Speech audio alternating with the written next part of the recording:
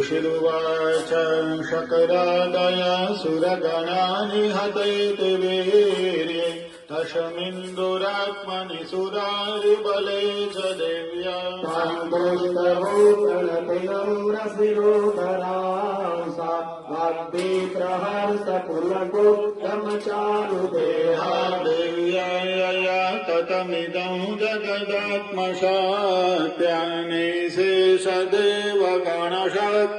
जगदात्मशात्यानेशेषदेवगणशक्तिसमूहमूर्त्या तामम्बिकामखिल देवमहर्षिपूज्या भक्त्या नता स्वविदधातु सुखानिशानाय श्रिया प्रभावमतुलं भगवाननान्तो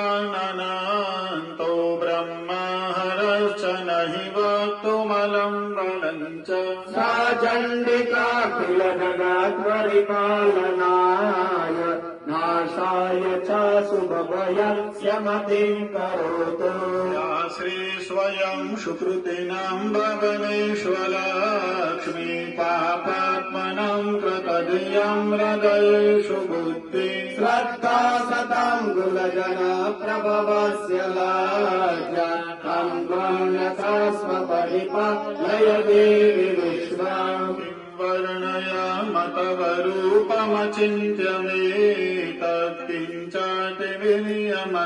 वर्णयामतवरूपमचिन्त्यमेतत्किञ्चातिविनियमसुरक्षयकारि भूरि किञ्चाहवे सुचरितानि तवाप्रियानि सर्वेषु देव्यसुरदेवगणाधिकेषु हेतु समस्तजगतां त्रिगुणापि दोषैर्नग्नायसे